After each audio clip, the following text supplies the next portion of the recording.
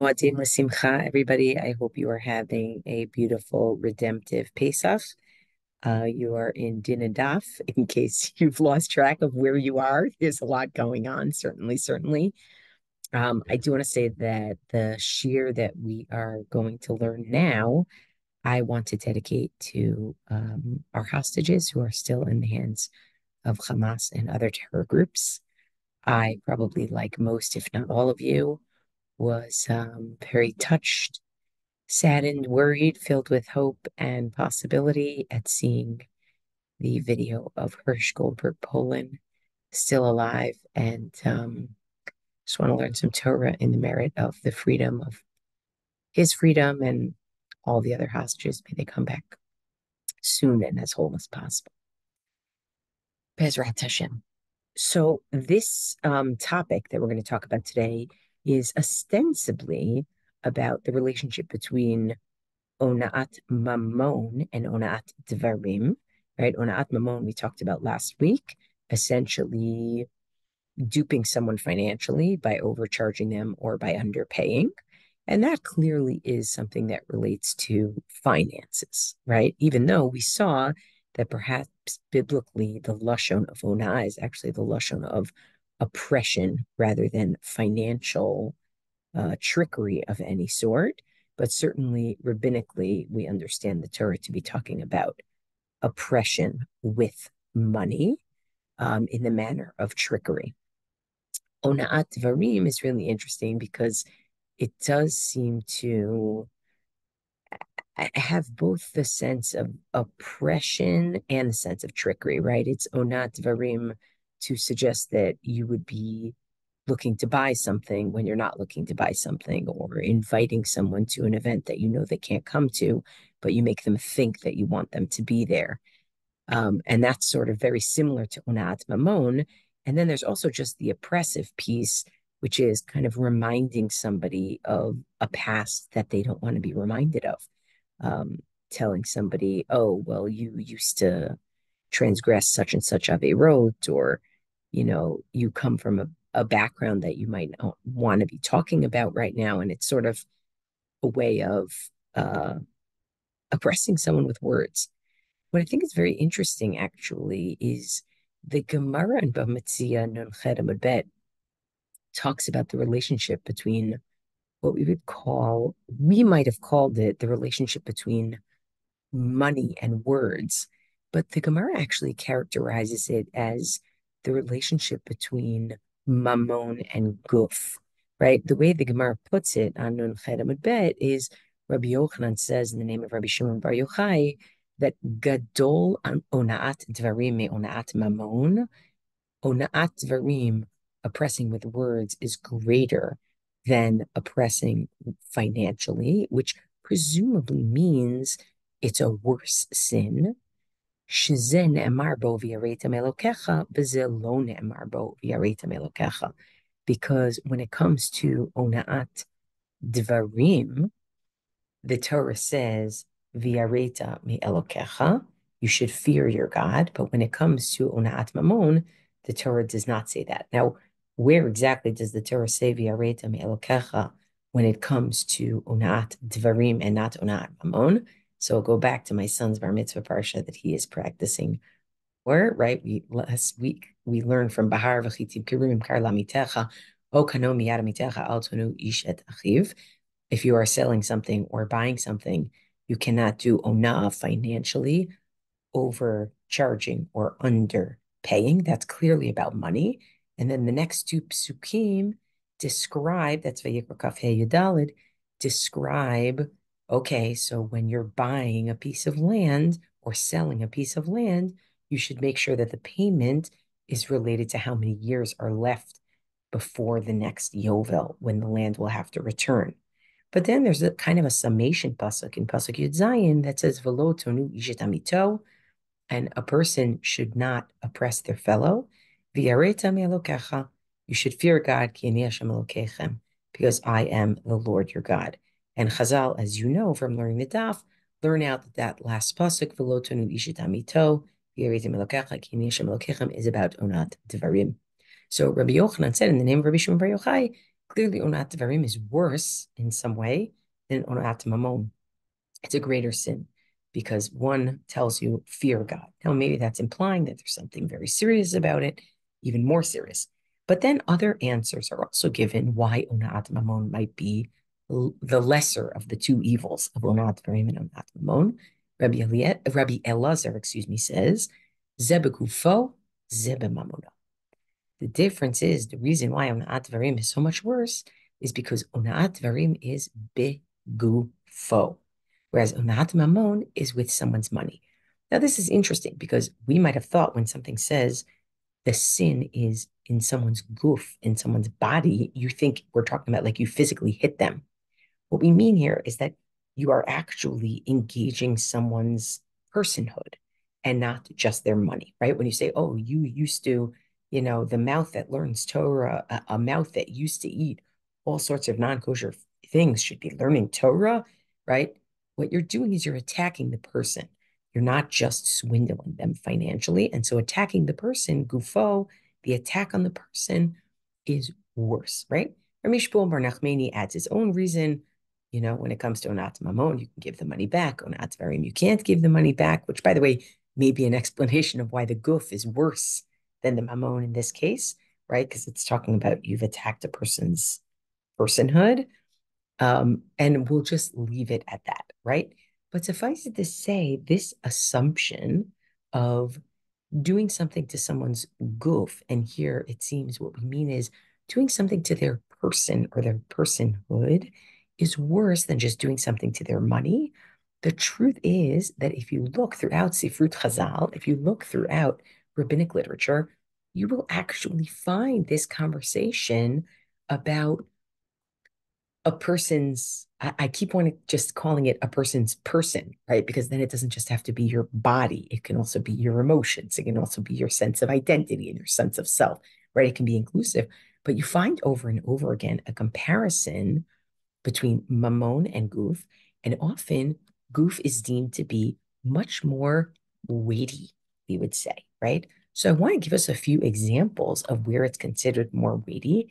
And not surprising, Rabbi Elazar, the same person who is cited here as explaining that ona'at devarim is worse than ona'at mammon because it's an offense against personhood. He is also cited elsewhere as talking about how doing something good with your personhood is, even more laudatory than doing something with just your. So I'm going to share my screen here and I'll take a look at this, right?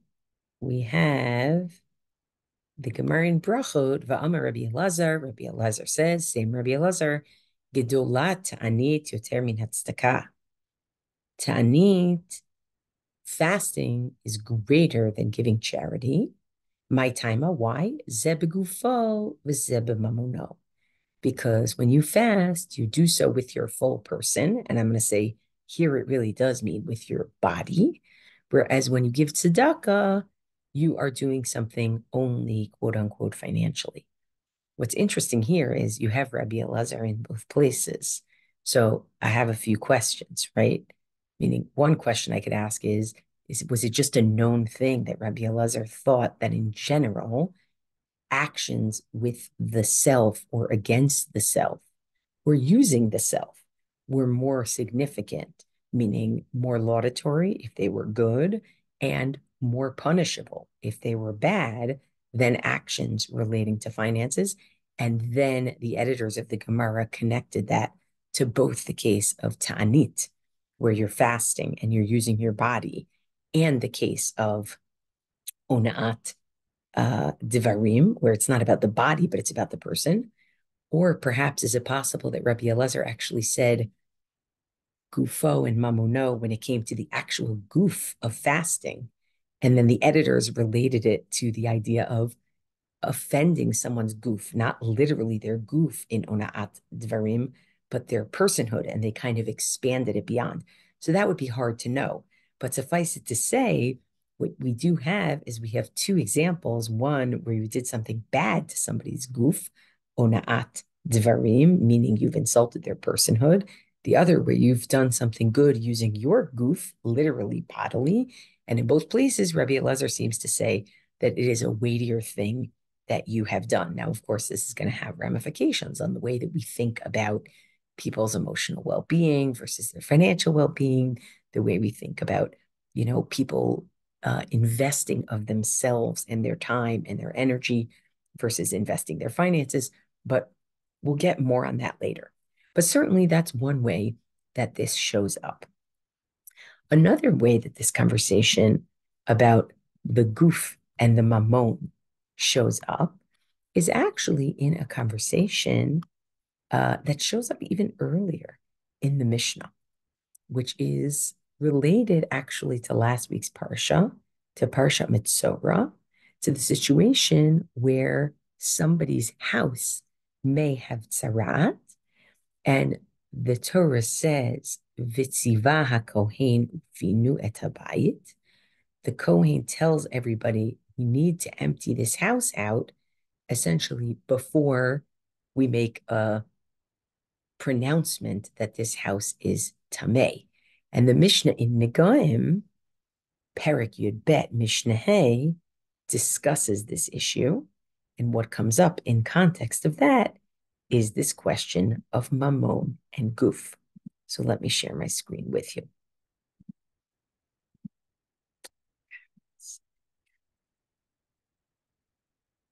Okay. So Ketzad Riyat Habayit.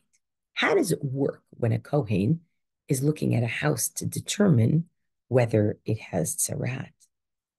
Uva asher lo habayit v'higid lakohen lemor kenega yireh li babayit.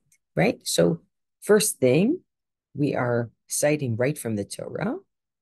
The person who owns the house goes to the Kohen and says, there's some nega-like thing, there's some plague-like thing that's on my house.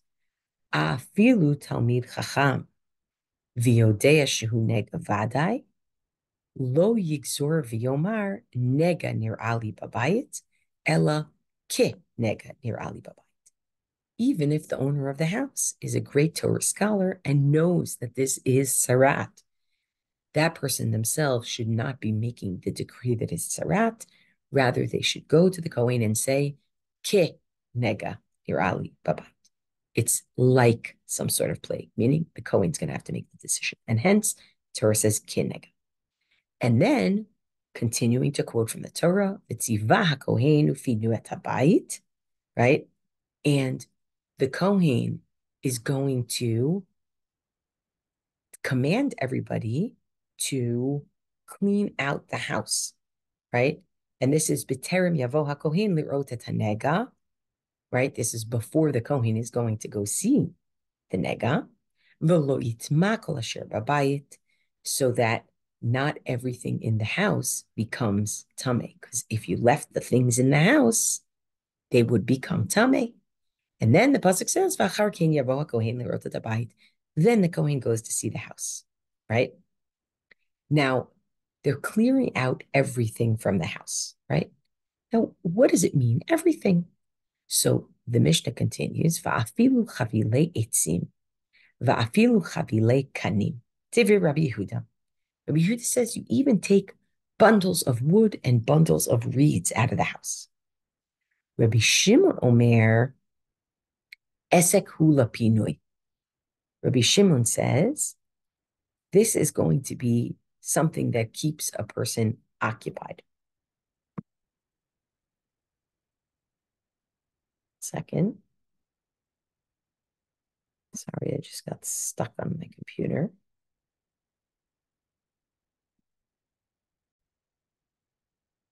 Sorry about that. And what he means, it seems, is he's basically saying, look, you don't need to taking out chavilei etzim and chavilei kanim. These are called pshutei kliates. They're not going to become tameh. So why do you have to be taking these things out? Rabbi Shimon says, I think I accidentally just said Rabbi Meir. Rabbi Shimon says, sorry if I did. Rabbi Shimon says, Esek ulapinui.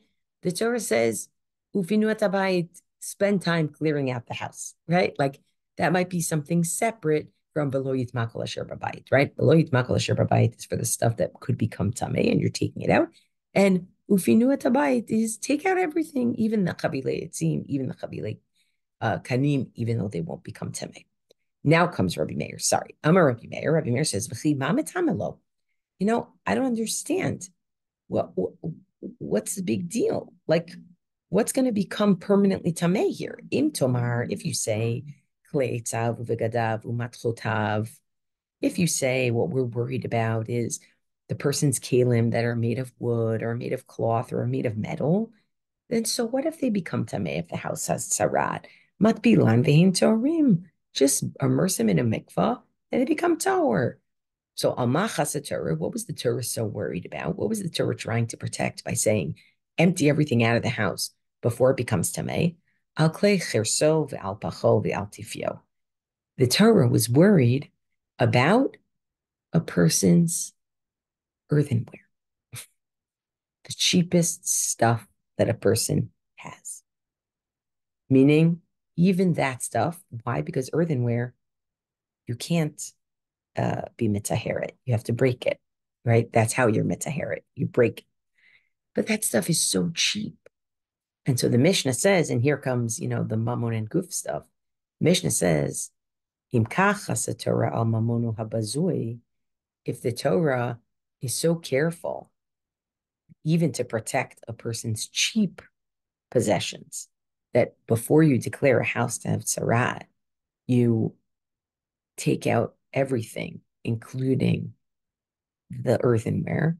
Kal v'chomer al mamono chaviv, how much more so would the Torah want to protect a person's more precious possessions? And then, im kach al mamono, if the Torah wanted to protect a person's possessions so much, kal v'chomer al nefesh banav uvnotav, how much more would the Torah want to protect someone's children? Right now, that's not gufo, but it's sort of gufo in a way, right? How much more would the Torah want to protect someone's children? Im kach al shel rasha, if the Torah was willing to protect all this stuff for a rasha, meaning somebody who obviously did something wrong and that's why they got tzara out of the house, kal v'chomer al shel tzaddik. How much more so would the Torah want to protect all the possessions and children of a tzaddik, of someone who is righteous? So I think that Mishnah is a really interesting indication, kind of earlier indication than the Gemara that we looked at or the Gemara in Brachot, that there is an understanding that your money is important, but it's not as important as your goof. Now, what does your goof mean? Does your goof mean literally your body? Does your goof mean your household, meaning your children? Does your goof mean your feelings, your status, your sense of self, your emotional? Okay, so you see it coming in different ways.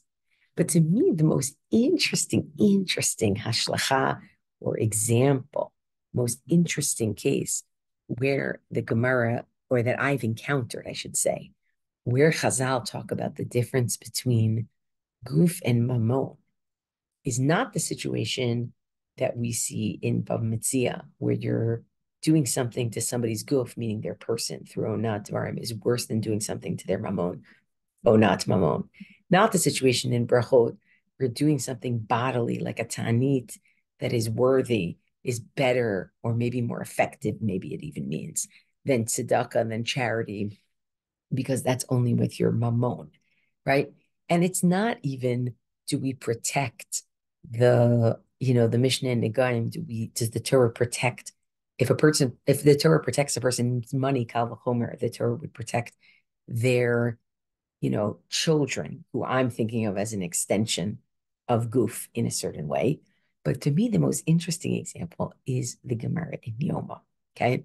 The Gemara in Yoma, Kav Bet Amud Bet, talks about, and it's very interesting to note that it's Rabbi Yochanan again, even though it's Rabbi Yochanan in the name of somebody else, but it's still interesting to note, like Rabbi Yochanan does actually make a lot of comments in the Bavli. I don't know if this is matched in the Yerushalmi, but he does make a lot of comments about people's emotional lives and reactions, right? He's the same, you know, you have it in the Gemara on Daf Nuntet Amud Aleph. You probably read it already.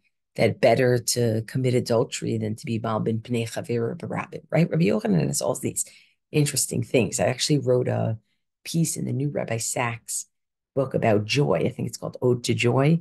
It's a beautiful, beautiful book. All these short 3 to 5 page essays on joy from different aspects. Very helpful in a time like this when you're sort of feeling less than joyful, where I compare Rabbi Yochanan's statements about being malbin b'nei chavero to another statement where he talks about God being, or the importance of being malbin shinayim, the importance of smiling at someone, and that being more important than feeding them necessarily. But it's for a different time. So the Gemara in Yom, I'm going to share it with you. Kaf bet amud bet. Kaf bet amud bet, kaf gimel amud aleph. Right, it goes like this. Amar Rabbi Yochanan, Mishum Rabbi Shimon ben Yehotzadak. So Rabbi Yochanan says the name of Rabbi Shimon ben Yehotzadak. Kol Tamid Chacham she'enu nokem v'noter kenachash. Any Talmud Chacham who does not take revenge and bear a grudge like a serpent, Tamid Chacham, is not considered a Talmid Chacham. What? Who? What? Where? Why? So the context here is talking about the fact that, Shaul didn't stand on ceremony when people insulted him, and he should have known better, and he should have actually, because of his dignity as a king and a political figure, he should have stood on ceremony. So maybe a Talmid Chacham also is supposed to say, be vengeful because they represent something. I don't know. It's a surprising ma'amar. And the Gemara itself is surprised, right? So the editors ask, "V'haktiv," but doesn't it say "lo tikom v'lo titor"? Right? The Torah says you're not supposed to take revenge. You're not supposed to bear a grudge. Look at this. So the Gemara says, no. Ahu b'mammon hu dichtiv. Lo tikom v'lo titor. You can't take revenge. Is referring to a case of money, as opposed to, we'll see in a minute. Titania, as we learned in a Breita, ezuhi nikima ve'ezuhi netira. What is considered taking revenge? What is considered bearing a grudge? Nikima, taking revenge. Amarlo, a person says, Hashileni magalecha, magalcha, lend me your sickle. Amarlo lav, the person says no. Lamachar, amarlo hu, the next day, the person who said no says, Hashileni kardumcha, can you lend me your shovel? Amarlo, nope, eini mashelcha, I'm not going to lend it to you. Kiderek shaloi shaltani, just like you didn't lend it to me.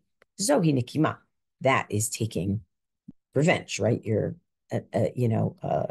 you won't scratch my back, I won't scratch yours. Ve'ezuhi netira, what is bearing a grudge?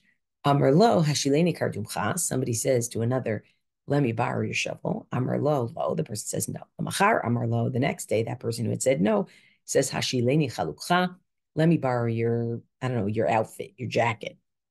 Amarlo, he says, hey, lach, you can have it, right? So it's not an eye for an eye, right? You can have it, it's fine, but you should know, I'm not like you who wouldn't lend it to me, right? So even though you're willing to lend it, you make sure that they realize that you're bearing a grudge for the fact that they didn't lend something to you. Zohi netira, right? That is bearing a grudge. So the only way the Gemara says lo tikom v'lo titor only applies in a case of mammon. What's a case of mammon? Somebody didn't lend you something yesterday, and you decide not to lend them. Sorry, that's not allowed. But what is allowed? Sounds like what is allowed is if somebody insulted you, you're allowed to insult them back. If somebody did something to you, bagoof, in the sense of, emotionally, you're allowed to take revenge or bear a grudge. And by the way, the next line in the Gemara says, Vitsara de gufa lo, is it true that if somebody causes you tsar of the goof, and it's likely not talking about physically they hit you, it's talking more about this emotional. Is it true that if somebody causes you tsar of your person, you're allowed to take revenge, that the isser of taking revenge doesn't apply? What?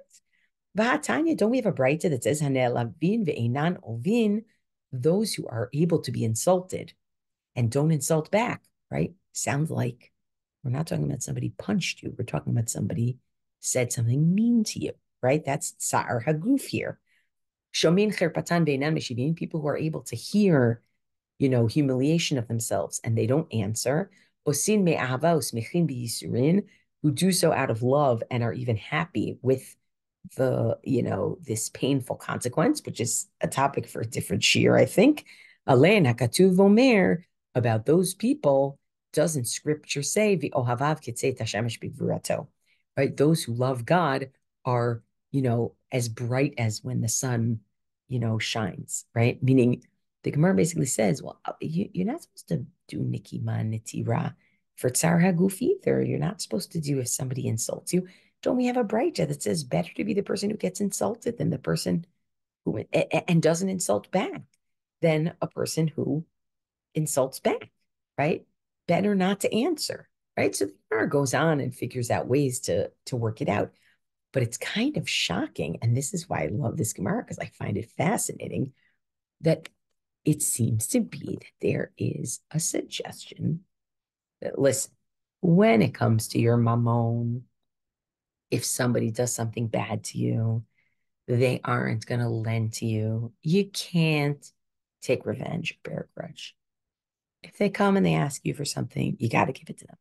Now, I might offer a logic because that's what's going to make the world go round, right? You can't just, people won't lend to each other anymore. But if they do tsar haguf to you, if they do something that insults you emotionally, then feel free to bear a grudge and feel free to take revenge. Now, we're not saying it's lipsak halakha, but it's really interesting that this is a suggestion. It's almost like the Gemara recognizes that, like, when somebody does something mean to you, not just won't lend you something, but they say something that's hurtful to you, they insult you, they humiliate you, that either maybe the Torah can't tell you not to do nikima nitira because it's superhuman, or maybe like the original comment about a Talmid Chacham having to be nokeim b'noter k'nachash, that actually when your dignity is insulted, you should say something back, right? And then here it's tempered at the end of the Gemara. It's tempered with, nah, but the better thing is actually not to answer. And that's, it's not productive. And let's not go in these directions and be humble and all the things. But it's still a great example of tsar mammon and tsar. So where does that leave us? Well, all this leaves us with, first of all, at the very least, it is clear that Chazal see a difference in many different ways between someone's possessions and someone's person, whether their emotions or their physical body. And the most precious thing we have is ourselves, more precious than all of our possessions. And I can't think of a better chag.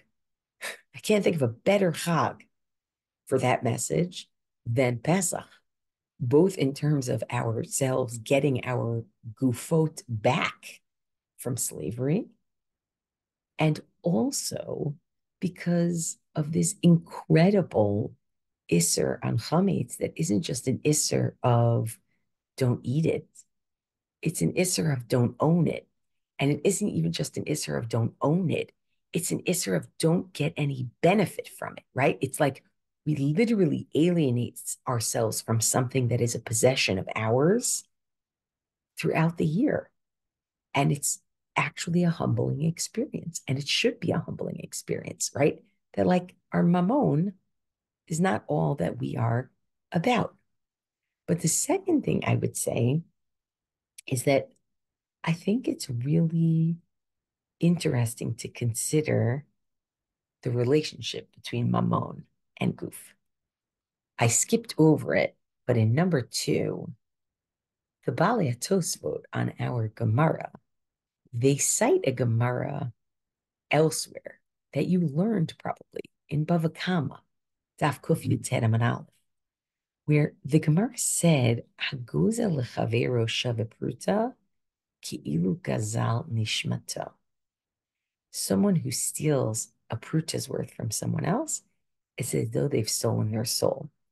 And Tosfot is like, how can you tell me that doing something to someone's goof is worse than doing something to someone's mammon when that Gemara said doing something to someone's mammon is like you're stealing their whole neshama? And so Tosfot come up with a way like, oh, well, maybe what we're talking about is sort of this person's last dollar and they're very hungry. And in that case, it was actually stealing their mammon, was stealing their goof, right? But I do think in our day and age, it's worth thinking about like, on the one hand, it's like we say our possessions aren't as important as ourselves, which is true, right? Our possessions aren't as important as our children. But on the other hand, in some ways, the way we use our money is an extension of us, right? It is an extension of who we are. It shows what our values are. It shows kind of what our identities are. So it's just interesting. I think it's worth it instead of wrapping it up in a bow to just say, okay, obviously our goof is more important than our mammon. I just think it's worth opening the question and the issue, right? Like, how tied together is my emotional well being to the salary that I'm able to make and how I'm able to spend my money, right? And how many times do I get caught up in that? And then how many times do I actually see the distinction between those two? I just think it's worth thinking about. So as you are eating your matzah or your matzah brai or your non-gebracht or whatever it is you're eating, let us pray, Binisan nigalu, Binisan atidin ligael, Bezrat Hashem, we should see gufot of living, breathing, whole people return to us. And soon, soon, soon.